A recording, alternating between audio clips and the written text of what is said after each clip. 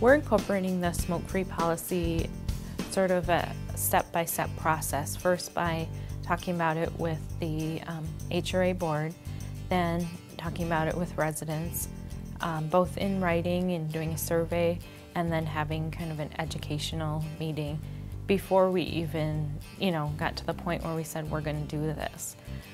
So our first steps were more of information and education. I think to fully implement the smoke-free policy was between 6 to 8 to 9 months, because we had a few people that leases may not have expired till the end of November into December, and we had to allow them to smoke to the end of their lease term.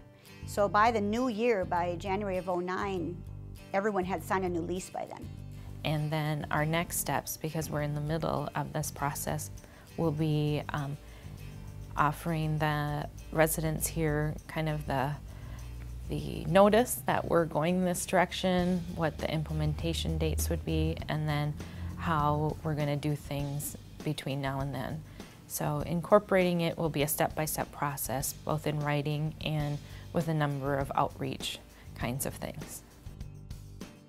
When we were deciding to go smoke-free, we did a survey, and we adapted it to kind of fit our residents, and I sent it out to every single resident, and we got 75 surveys back out of 164, which we felt was a pretty good response, and it came back quickly. I mean, they came back like the next day, and only 4 cited that they wanted to remain smoking. And all the others were either surprised we weren't smoke-free, but wanted us to be smoke-free. We actually did a survey of our residents, and it was a resounding 86% said yes to go smoke-free. So at that point, we decided to go the whole property. And then the next step was talking to the marketing department and our corporate office to see if they would allow us to take the steps necessary to become smoke-free. And it was overwhelming, yes, let's go for it. And so then we sent the letter out about signing the smoke addendum. If they wanted to sign it now, that meant that they would agree to not smoke anywhere in their home or on their balcony or in the common areas. If they chose not to sign it at that time, they knew they needed to sign it by the end of their current lease term, or they'd have to vacate.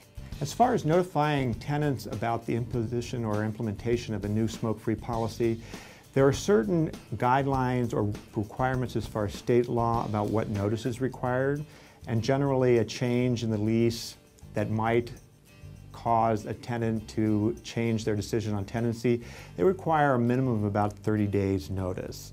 We recommend a little bit more time than that so the individual can have a period of time to make the decision before they have to notify the landlord that they are deciding to either to sign the new lease or to move out. So whereas statutory requirements are about 30 days notice, we generally recommend about 60 days to give people the time to decide. Okay, the methods for adopting can vary.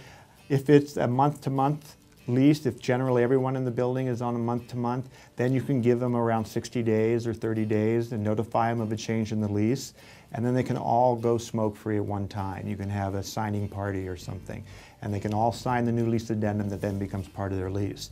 If you have a variety of different kinds of terms of lease still in place, if some people are still partway through a year lease or some people are still partway through a 6-month lease, then you're probably going to want to look at a phase-in process.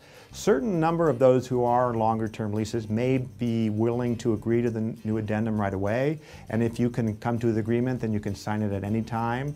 But those who may not be in agreement, then you have to allow them to have the rest of their lease term. And so that would be more of a phase-in process. And as their leases come up for renewal, then they would be required to sign the new lease addendum or find somewhere else to live. We phased in the policy over a 14-month period, so that would give 60-day notice to our first current residents who would be adopting the smoke-free policy, and then immediately for new move-ins. Under Minnesota state law, all buildings with 12 or more units have to have a lease in writing. It's not required for buildings smaller. You can have an oral lease. But we recommend that you get leases for whatever size building in writing, and especially for a smoke-free lease addendum, because If it is contested, if the smoker challenges the landlord and said, I never agreed to that, you want to have something in writing. You want to have it documented. And if there are other provisions in the lease, such as if you do consider grandfathering individuals for a period of time, you want to have that in writing too. So you need to have all of the things in writing. If there are a series of graduated warning letters and fines, get as much as you can in writing. It'll make it much, much easier than for the property owner or the manager or the landlord if they need to proceed to the stage of eviction.